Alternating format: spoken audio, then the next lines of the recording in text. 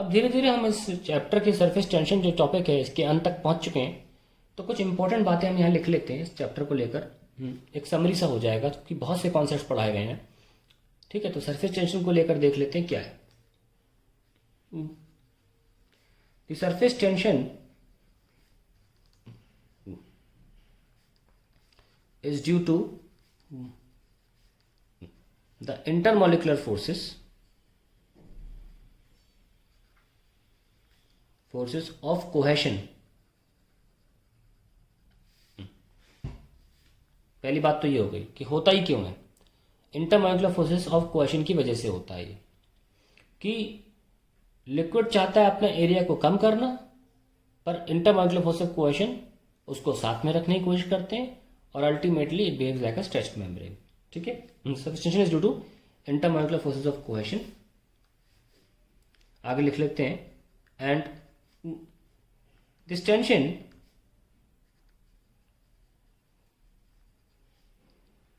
arises from the liquid surface trying to minimize its area, surface area, and the intermolecular forces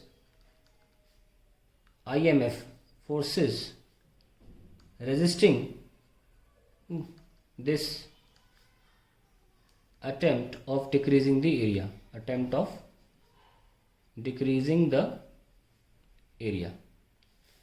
दूसरा point जो बहुत ही important है, higher the surface tension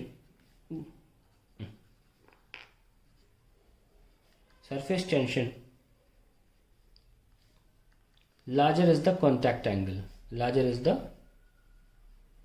contact angle. और हमको पता है कॉन्टैक्ट एंगल क्या होता है ना, दिखा देता हूँ एक बार मैं। कॉन्टैक्ट एंगल कैसा होता है, मान लीजिए ये मेनिस्कस है, तो ये tangent to the surface of liquid and ये इनसाइड द लिक्विड जो सॉलिड सरफेस पे टेंजेंट बनाते हो, वो एंगल का कॉन्टैक्ट एंगल। और ऐसा क्यों बनता है, जब एडहेसिव फोर्सेस ज़्यादा होते हैं, adhesive forces are greater than cohesive forces, तब होता है। तो larger the surface tension larger is the contact angle. अब देखो यहाँ सरफेस टेंशन कम है इसलिए थीटा भी कम है, थीटा लेस देन 90 है क्योंकि सरफेस टेंशन कोएडहेसिव से हार गया है इसलिए। तीसरा point, when surface tension is higher the liquid does not wet the surface, the liquid has low wettability. इसको लो बोल देते हैं, डज नॉट वेट तो नहीं बोलना चाहिए बट कह सकते हैं low wettability. The liquid has low wettability, surface को वेट करने की क्षमता कम होती है, लो वेटेबिलिटी। और सीधा हम ऐसे भी लिख सकते हैं, और if contact angle is larger, contact angle is larger. दोनों तरीके से आप पहचान सकते हो। अगर कॉन्टैक्ट एंगल ज़्यादा है तो वही लिक्विड, सरफेस टेंशन और कॉन्टैक्ट एंगल का सीधा रिश्ता है, ठीक है, वही लिक्विड नहीं वेट करेगा सरफेस को। तीसरा पॉइंट ये हो गया। चौथा point, surface tension is responsible for the shape of liquid drops,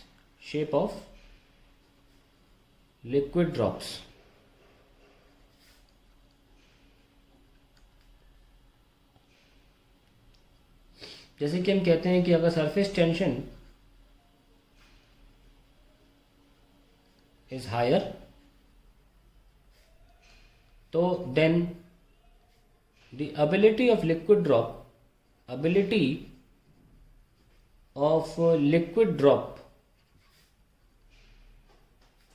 to ball up. Ball up का मतलब होता है स्फेरिकल शेप बनने की क्षमता।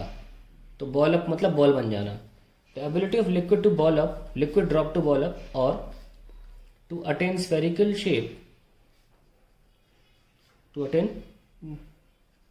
Shape, is higher. एक्चुअली होता क्या है, स्फीयर जो होते हैं, जो स्फीयर शेप होता है वो ऐसा शेप होता है कि tension is minimum when anything is sphere, in sphere shape tension is minimum in case of spherical shapes, case of spherical shapes, यहाँ स्फेरिकल शेप तो मिनिमम फोर्सेस के अंडर होता है, and other words you can also say minimum energy state होता है अगर spherical shape ले लिया जाए तो। ठीक है, तो surface tension possible shape of the liquid drops. पांचवी बात इंपॉर्टेंट लिख लेते हैं, that if a molecule is surrounded by large number of molecules, neighboring molecules, actually neighboring molecules, then it's more stable, या you can less energized as compared to molecule surrounded by less number of neighboring molecules, surrounded by few neighboring molecules। तो ये कुछ important points हैं, और यही वजह है कि सरफेस पे जो मॉलिक्यूल्स होते हैं उनके सिर्फ नीचे मॉलिक्यूल्स होते हैं, ऊपर तो एयर होती है ना।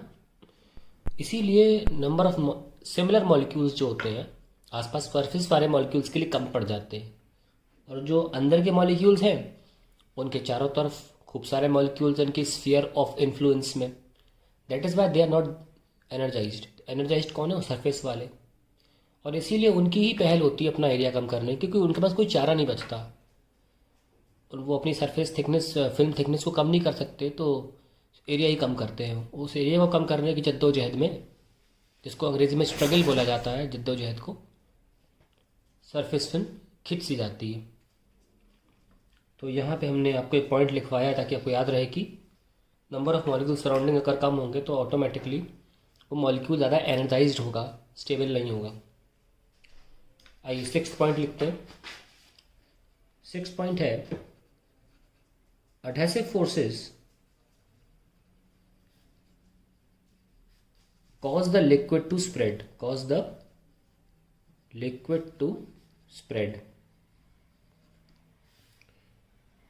whereas cohesive forces cause the liquid drop to ball up। ये पहले भी वर्ड आया था ना, टू बॉल अप। ज़्यादा कोहेसिव होने से क्या होता है, the liquid drop balls up, यानी कि tries to take a spherical shape and avoids contact with the surface या सॉलिड सरफेस। तो जब भी आप कोई ड्रॉप ऐसी देखेंगे, ये फैलना चाह रही है, तो इसका मतलब होता है कि एडहेसिव फोर्स ज़्यादा है, फोर्सेस हायर। और कोई आप ड्रॉप अगर ऐसे देखेंगे तो इसका मतलब कोहेसिव फोर्सेस आर हायर। मैं इसका पूरा चार्ट बनाऊंगा अभी, कॉन्टैक्ट एंगल के बेसिस पे बनाएंगे। हायर, आप देख सकते हैं कि यहाँ पे जो एंगल है वो थीटा एक्यूट है, और ये जो एंगल है वो ऑब्ट्यूस है। तो आप देख सकते हैं जब भी सरफेस टेंशन हायर होगा, आपका एंगल ऑफ कांटेक्ट भी हायर होगा, और सरफेस टेंशन लोअर होगा तो थीटा भी कम होगा, और एडहेसिव फोर्सेस ज़्यादा होंगे। ये बहुत ही इंपॉर्टेंट पॉइंट है। इसके साथ एक और चीज़ बताता हूँ मैं आपको। The surfaces which get wet by water, mainly water के लिए नाम दिया गया है, गेट बाय वाटर, यानी उनका थीटा लेस देन 90 होगा, और adhesive forces will be greater than cohesive forces, तभी ऐसा हो सकता है कि surface gets wet by water. तो the surfaces which get wet by water are called hydrophilic surfaces, and surfaces which do not get completely wet या partially wet by water, do not get completely wet or partially wet by water, partially wet by water are called hydrophobic surfaces, are called hydrophobic surfaces, phobic surfaces। इनमें theta जो होगा वो 90 से ऊपर होगा और surface tension इसमें ज़्यादा होगी। एडहेसिव फोर्सेस कह सकते हैं लेस देन कोहेसिव फोर्सेस होंगे, ये आप बता सकते हैं इनके बारे में। इसी में कंटिन्यू करना चाहता हूँ कि एक होते हैं वेटिंग एजेंट्स। वेटिंग एजेंट्स वो क्या करते हैं, वो दे मेक द सरफेस हाइड्रोफिलिक, मतलब पानी जो है उनको गीला करने लगता है, या यूँ कहिए द लिक्विड, जैसे मैंने बोला कि इसमें देखिए पॉइंट, बहुत इंपॉर्टेंट पॉइंट है ये, adhesive forces cause the liquid to spread. जब स्प्रेड ही नहीं होगा तो गीला कैसे होगा? तो वेटिंग एजेंट्स जो होते हैं they make the surface hydrophilic, या they make the surface, make the liquid to spread on surface. कौन होते हैं ये? एग्जाम्पल देता हूँ, डिटर्जेंट्स। डिटर्जेंट जो होते हैं उनको डालने से क्या होता है, जो थीटा है वो घट जाता है, सरफेस टेंशन भी घट जाती है, यानी कि एडहेसिव फोर्सेस डोमिनेट कर जाते हैं कोहेसिव फोर्सेस को। तो उससे क्या होता है, वेटेबिलिटी बढ़ जाती है लिक्विड सोल्यूशन की। वेटेबिलिटी बढ़ जाएगी तो ऑब्वियसली ज़्यादा अब्जॉर्ब होगा या फैलेगा सरफेस पे पानी। इसीलिए कहा जाता है कि, या माना जाता है कि, जो कि सच भी है, कि सादे पानी से कपड़े अच्छे नहीं धुलते, साबुन से ही धुलते। ठीक है। तो साबुन डालने से ये फ़ायदा होता है कि थीटा घट जाने से और सरफेस टेंशन घट जाने से पानी की वेटेबिलिटी बढ़ जाती है। एक और बहुत अच्छा एग्जांपल देता हूँ, थीटा घट जाने से क्या होता है। हमने कैपिलैरिटी पढ़ा, 2t cos theta by R rho G. इसमें h कैपिलरी मतलब कितना, कैपिलरीज में लिक्विड अंदर एंटर कर सकता है, राइज कर सकता है। t सरफेस टेंशन है और थीटा यहाँ पे कॉन्टैक्ट एंगल है। Now what happens if you decrease theta, then cos theta increases, क्योंकि cos थीटा और थीटा के बीच में इन्वर्स रिलेशन है। थीटा बढ़ाते हो तो cos थीटा घटने लगता है। आप देख सकते हैं कि जब थीटा 0 था तो cos थीटा की वैल्यू मैक्सिमम थी 1, और जब थीटा 90 पहुंचा तो cos थीटा कम होने लग गया, बिकम 0। सो इनका इन्वर्स रिलेशन है। ध्यान रखें, f of theta equals to cos theta, ये एक फंक्शन है। थीटा को कहते हैं क्या, डोमेन, और इस पूरे cos थीटा को बोलेंगे रेंज।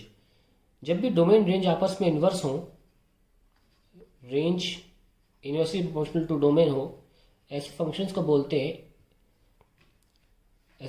बोलते हैं डिक्रीजिंग फंक्शंस।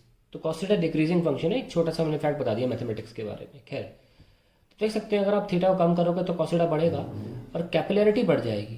तो कपड़ों में जो लिक्विड सोल्यूशन है ज़्यादा लंबे डिस्टेंस तक एंटर कर पाएगा और गहरे दाग धुल जाएंगे। इसीलिए ये ज़रूरी होता है कि डिटर्जेंट ऐसा हो जो थीटा को घटाए। थीटा को घटाने से क्या होता है, कैपिलैरिटी बढ़ती है, और सरफेस टेंशन घट जाने से पानी का फैलना बढ़ता है। तो दोनों इंपॉर्टेंट है। तो वेटिंग एजेंट्स ये काम करते हैं। इसको चलो 8वां पॉइंट मान लेते हैं, ए।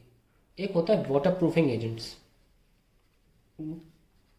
वाटर प्रूफिंग एजेंट्स, और आप समझ गए होंगे नाम से कि इसका काम क्या होगा।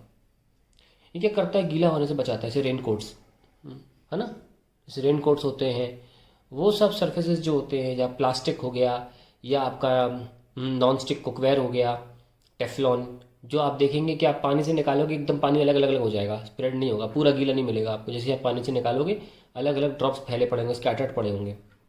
तो वाटर प्रूफिंग एजेंट्स क्या करते हैं, they increase the contact angle, okay, increase the surface tension and contact angle, दोनों चीज़ें बढ़ जाती हैं जिससे कि वो गीला नहीं करते सरफेस को। दोनों ही इंपॉर्टेंट है, दोनों ही की इंपॉर्टेंस है अपनी अपनी जगह। आगे बढ़ते हैं। 9th point. अब यहाँ पे मैं कुछ ड्रॉप्स दिखाऊंगा और बगल में पॉइंट्स लिखूंगा, बहुत important.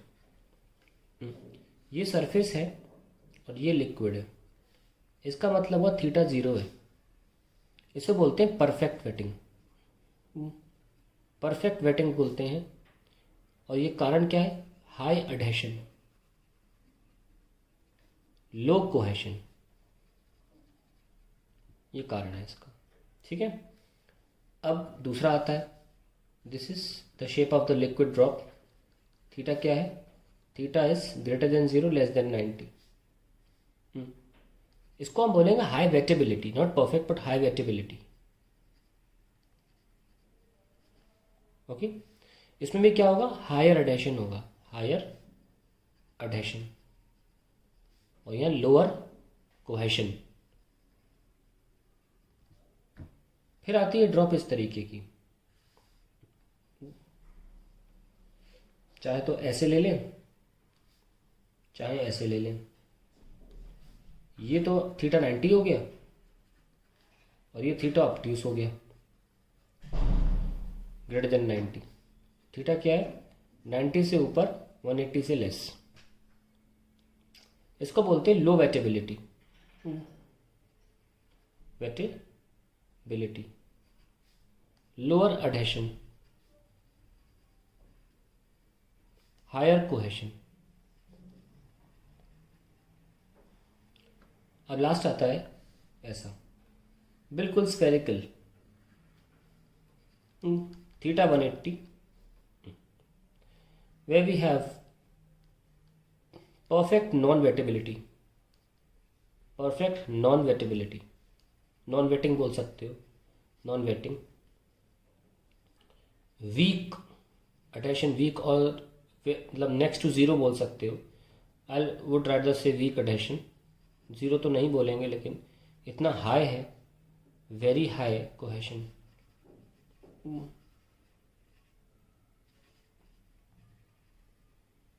Okay, so what we have learned from here, whenever you have high cohesion, that means your surface tension is higher, and at the same time you have higher contact angle also. Very important thing we are learning continuously from here, that surface tension directly proportional to contact angle। जैसा ही बोलना चाहूँ मैं, ये नहीं कह रहा कि theta पे डिपेंड कर रहा है सरफेस टेंशन या सरफेस टेंशन थीटा पे डिपेंड कर रहा है, इस तरीके से मत लेना, क्योंकि ये आसान बात नहीं होती लिखना प्रोपोर्शनैलिटी। हमें देखना पड़ता है इसमें डिपेंडेंट वेरिएबल कौन है, इंडिपेंडेंट वेरिएबल कौन है, किसकी वजह से कौन हो रहा है। मैं वो नहीं कह रहा, लिख इस तरीके से आप ये बात रट लें कि जब भी थीटा ज़्यादा होगा सरफेस टेंशन भी ज़्यादा ही होगा उस लिक्विड का, ठीक है। चलिए आगे बढ़ते हैं। तो एक बात और लिख सकते हैं हम कि कॉन्टैक्ट एंगल जो है, कॉन्टैक्ट एंगल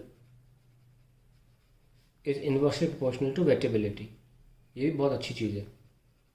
और लगे थे भी आप इसमें भी ये जोड़ दो, सरफेस टेंशन, ठीक है।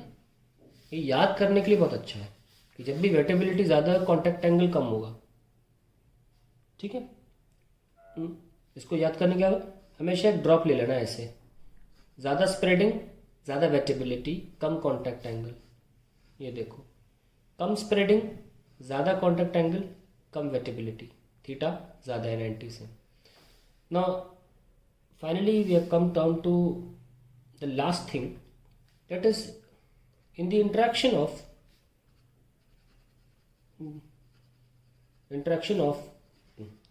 liquids and solids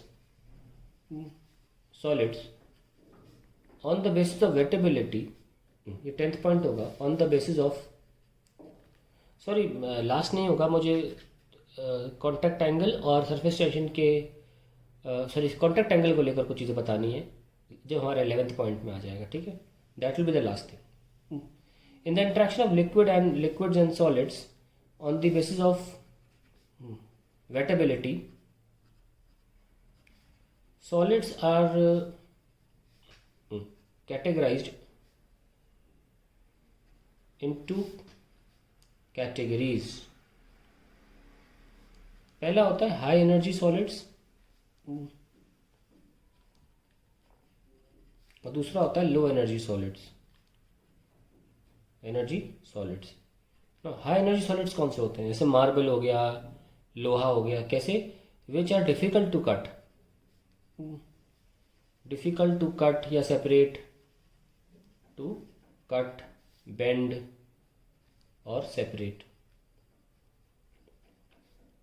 इनमें वेटेबिलिटी बेहतरीन होती है. ये पहचान होती है actually, wettability very high. Okay. और लो एनर्जी सॉलिड्स कौन से होते हैं? अक्सर नॉन मेटल्स. हालांकि यहाँ पे तो ग्लास भी आ जाएगा. नॉन मेटल मुझे नहीं लिखना चाहिए एक्चुअली, क्योंकि हाई एनर्जी में ग्लास आ जाता है और ग्लास नॉन मेटल होता है. ठीक है. पर मोस्टली जैसे कि प्लास्टिक हो गया, ये सब जो हैं, एक ग्लास को आप नहीं माने तो लो एनर्जी सॉलिड्स क्या होते हैं? Non metals, plastic which are easy to bend या कट. ये लो एनर्जी सॉलिड्स होते हैं. और इसमें क्या खास बात है? लो वेटिंग और नो वेटिंग. अगर नॉर्मली आप बेटा डिटर्जेंट और ऐसी चीज़ों की कर रहे हो तो लो वेटिंग ही रहेगा. तो ये पहचान होती है हमारे सॉलिड्स की. तो अब last point, definitely I will go for the last point now, that is the contact angle किन फैक्टर्स पे डिपेंड करता है. शायद मैंने नहीं लिखवाया अभी तक. सो कॉन्टैक्ट एंगल जो है, it increases with decrease in temperature. या अदरवाइज भी लिख सकते, मतलब इन्वर्स रिलेशन है. थीटा का टेम्परेचर से इन्वर्स रिलेशन है. और याद रखना हो ना तो आप बस सरफेस टेंशन को याद रखो. जो भी सरफेस टेंशन के साथ होता है वो कांटेक्ट एंगल के साथ भी होगा. ठीक है. पहली चीज़ तो ये हो गई. दूसरा, जैसे सरफेस टेंशन घट जाती है टेम्परेचर बढ़ाने से या बढ़ जाती है टेम्परेचर घटाने से, तो वही तो बात कह रहा हूँ मैं. उल्टा है ना, यहाँ भी उल्टा है. तो कांटेक्ट एंगल बढ़ेगा अगर टेम्परेचर को घटाया जाए. दूसरा, contact angle increases with soluble impurities. देखो ये पॉइंट भी सरफेस टेंशन के लिए सेम था. तीसरा, contact angle decreases with sparingly या इनसॉल्युबल इम्प्योरिटीज. स्पैरिंगली या इनसॉल्युबल इम्प्योरिटीज. अब यहाँ स्पैरिंगली है कौन? डिटर्जेंट ही तो है. डिटर्जेंट पूरी तरह सॉल्युबल नहीं होता पर काफ़ी हद तक सॉल्युबल भी होता है. स्पैरिंगली या इनसॉल्युबल में कांटेक्ट एंगल डिक्रीज हो जाएगा. और इसीलिए मैंने बताया था कि आप डिटर्जेंट डालते हो तो 2t cos थीटा जो कैपिलरी का फॉर्मूला था, ROG, तो आपका ये डिक्रीज होगा तो ये बढ़ेगा और ये भी बढ़ेगा. तो ये तो अच्छी बात है ना कपड़े धोने के लिए. तो ये कुछ 3 पॉइंट बहुत इंपॉर्टेंट है, ये आप ध्यान रखिएगा. ठीक है. चलिए.